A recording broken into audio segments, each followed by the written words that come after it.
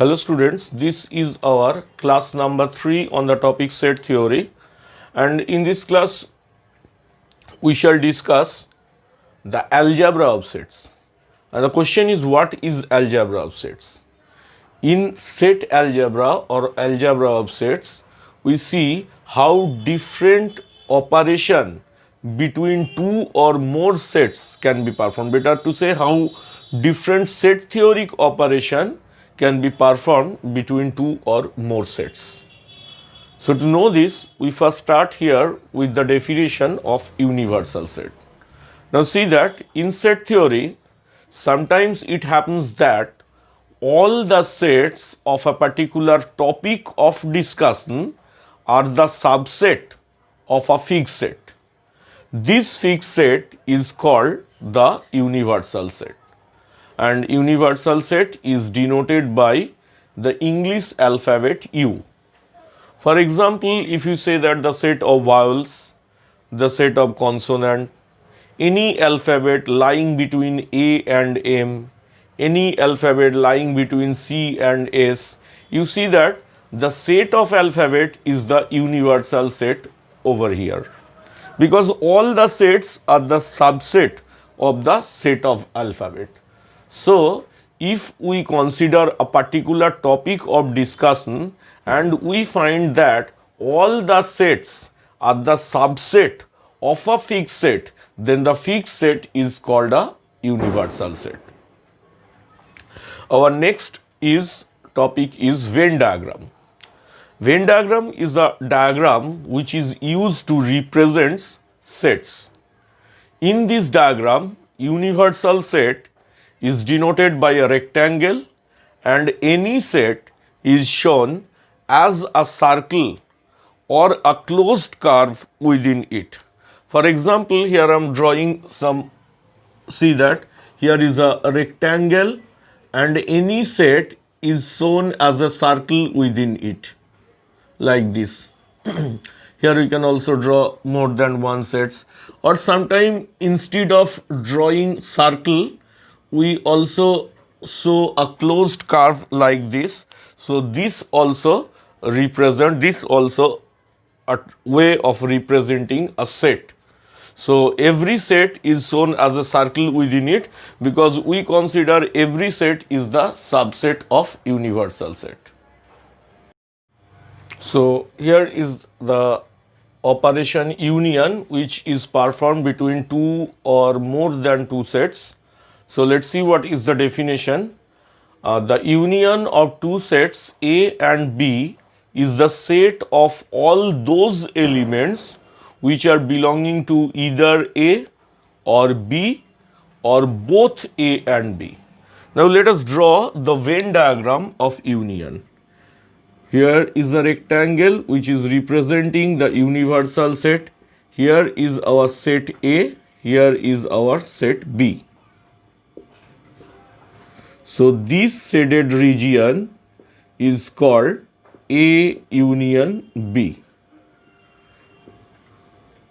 If you take A equals to 1, 2, 3, 4, 5 and B equals to 3, 4, 5, 6, 7, then A union B equals to 1, 2, 3, 4, 5, 6, 7.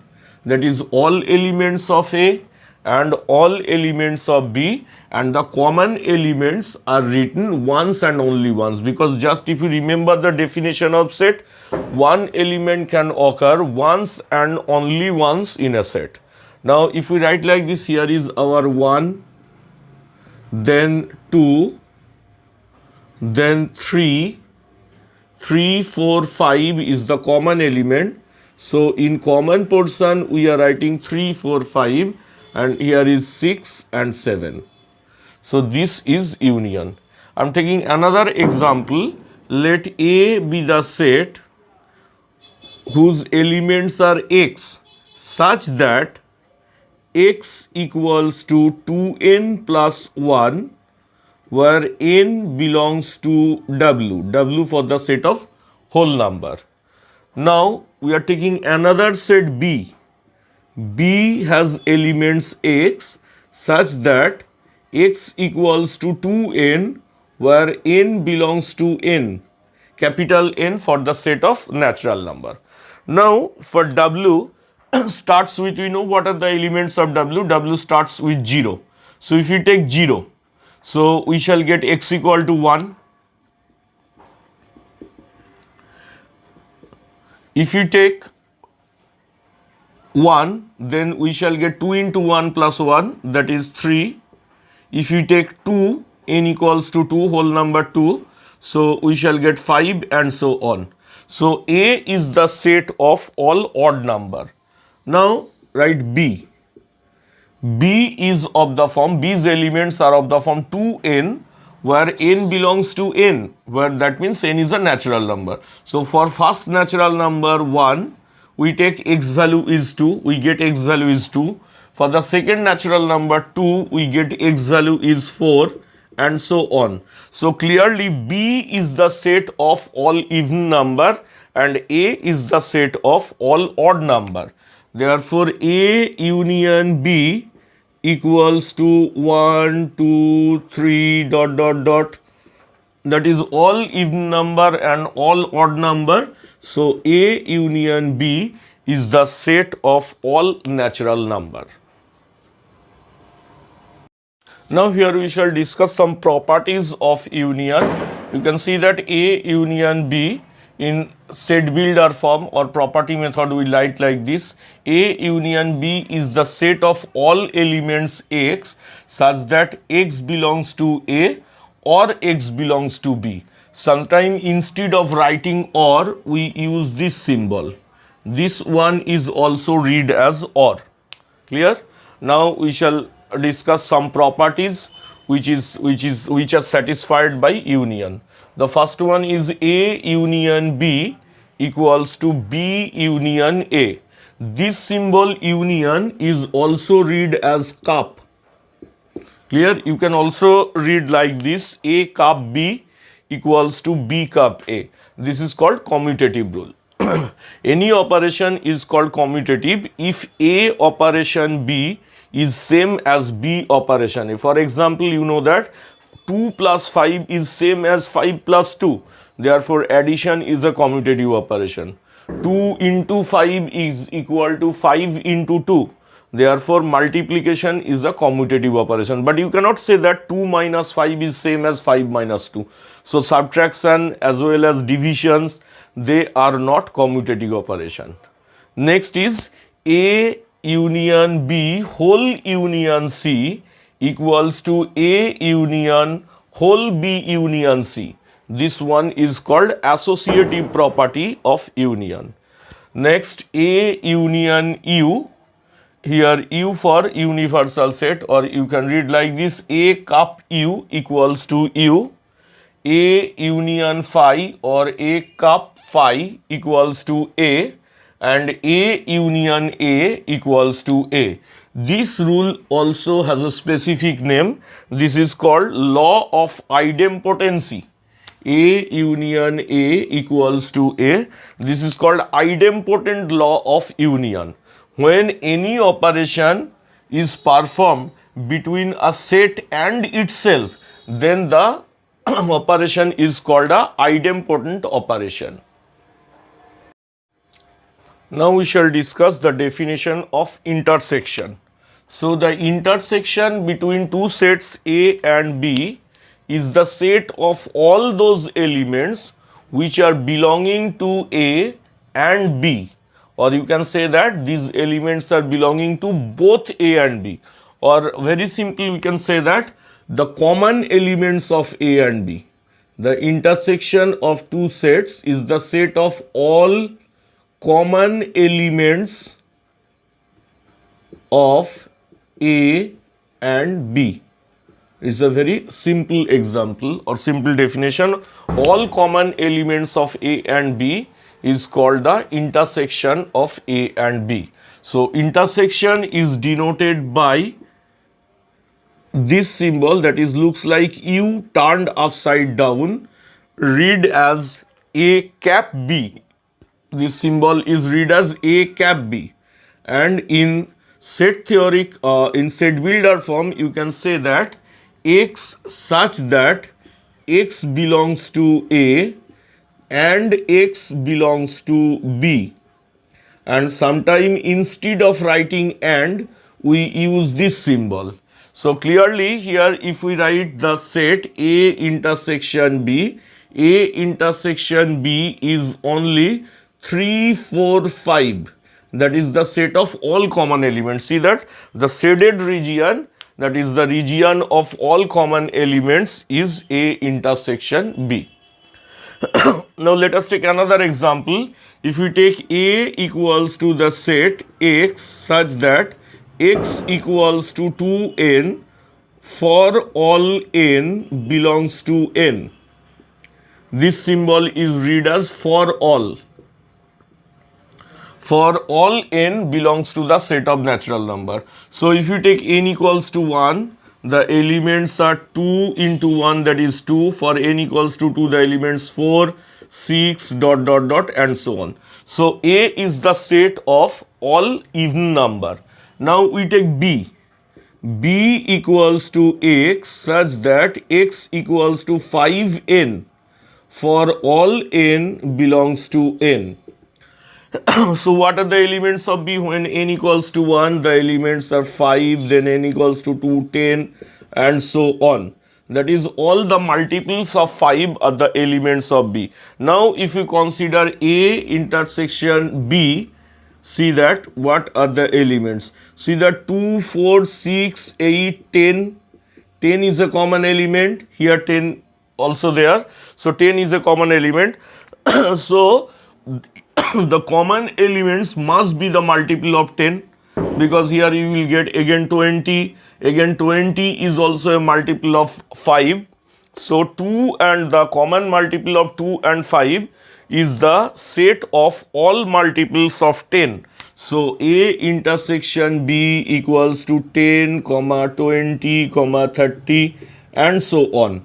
And in set builder form you can say that this set is X such that X is of the form 10n for all n belongs to capital N.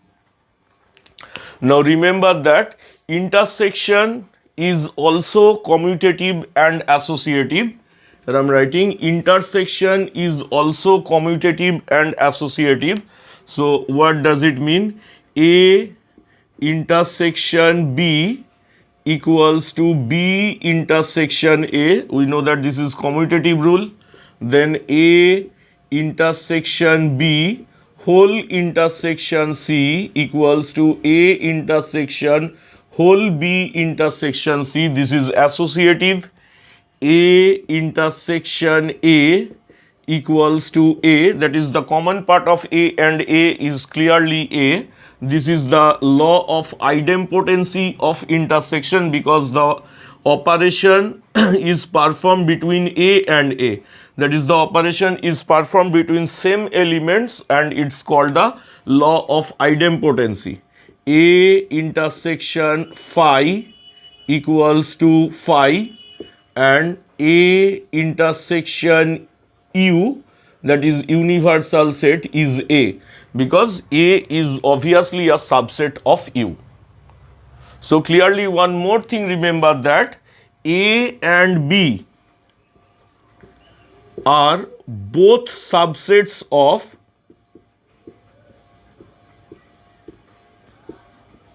A union B. Clear? A is a subset of A union B as well as B is a subset of A union B. And A intersection B is a subset of A as well as a subset of B. Clear? A intersection B is a subset of A. See that this shaded region is a subset of A and this shaded region is also a subset of B. Next, two sets are said to be disjoint if they have no elements in common. So if you draw the Venn diagram, it will look like this. A is a set and B is another set. You can see that there is no intersection. It means that no elements are common. Then A and B are called disjoint set. So if A and B are disjoint, then A intersection B equals to null set. Our next definition is complement. The complement of any set A is the set of all elements of universal set which are not in A. So let us draw the diagram. Here is the universal set U and here is any set A. So here we are considering all elements of universal set which are not in A. Clearly, leaving A, the whole shaded region, whole universal set is the complement of A. This is denoted as AC or A dash, or in some book we can also write A bar. So clearly AC or A dash or A bar equals to U minus A. That is, from universal set, if we leave all the elements which are in A, then we get the set A dash or the complement of A. Now see that clearly, A complement whole complement. So we know that A complement equals to U minus A and A complement whole complement equals to U minus A. So that is clearly A. Just remove the bracket U minus U and A will be positive. A complement intersection A. That is, what are the common element of A complement and A? You see that A complement is the shaded region and here A is not shaded region. So clearly there is no common element. So this one equals to phi.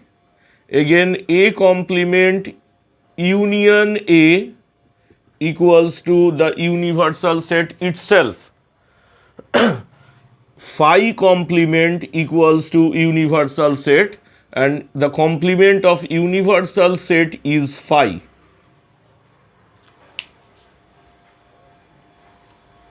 Our next topic is difference or relative complement.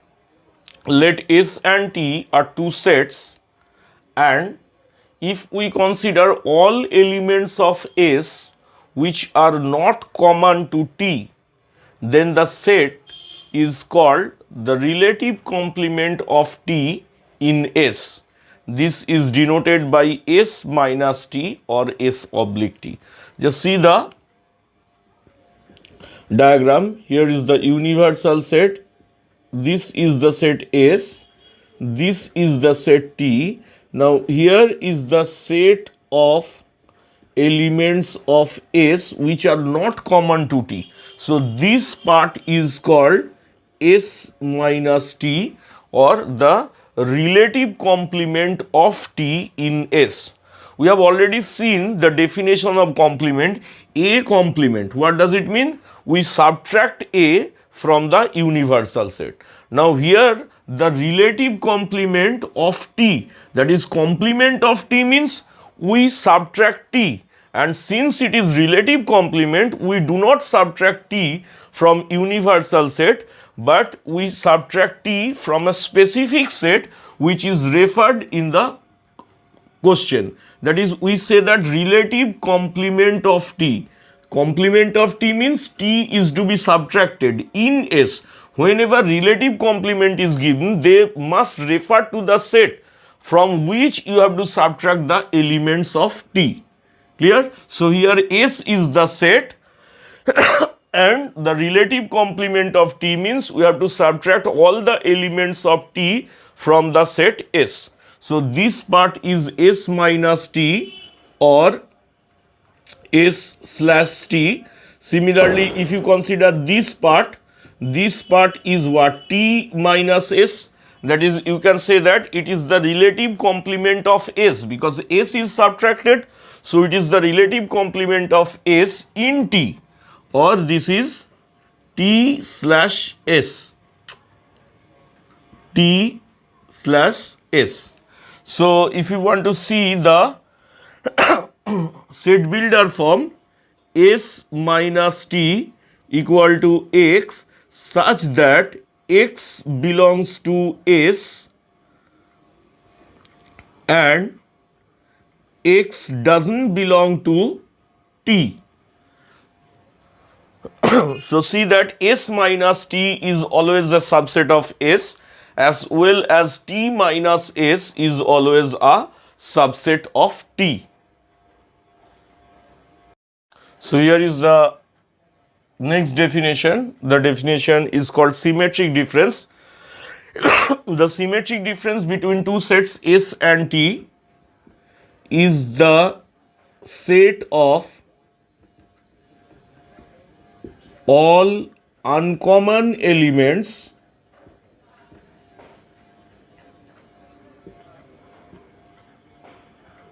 of S and T. See the diagram. Universal set. Here is the set S, here is the set T. So this is S minus T, this is T minus S. Now see that S minus T and T minus S together is the set of all uncommon elements of S and T. Clear? So this is denoted by this symbol, read as S delta T. S delta T equals to, you can write like this, X such that X belongs to S and X doesn't belong to T, and when X belongs to T, then X doesn't belongs to S. Clear? So this is the set builder form. Now S delta T equals to, clearly you see from the diagram, this is S minus T union T minus S, or you can say that this is S union T minus S intersection T. Remember that delta is also, that is symmetric difference, is also commutative and associative. That is S delta T is same as T delta S. Next, for any three sets RST, let us suppose I am taking RST, R delta S whole delta T equals to R delta whole S delta T. Now if you consider idempotency of this, that is A delta A equals to, what will happen, A union A minus A intersection A. Now we know that A union A is A as well as A intersection A is A. So this is phi. A delta A complement, that is A union A complement minus A intersection A complement. So A union A complement is U and A intersection A complement is phi. So U minus phi equals to U. Now lastly, the rules of cardinal number. You can remember the definition of cardinal number. The number of elements present in a set is called the cardinal number of the set. So cardinal number of S union T equals to cardinal number of S plus cardinal number of T when S and T are disjoint, that is they have no elements in common. And cardinal number of S union T is cardinal number of S plus cardinal number of T minus cardinal number of S intersection T when S and T are not disjoint, that is their intersection exists. Next, for cardinal number of 3 set, N A union B union C is N A plus N B plus N C minus N A intersection B minus N B intersection C minus N C intersection A plus NA intersection B intersection C. So here A, B and C are not disjoint. Remember, they are not disjoint since their intersections are existing. But if A, B and C are disjoint, then the intersection will not exist. The rule will be like this, only NA plus NB plus NC.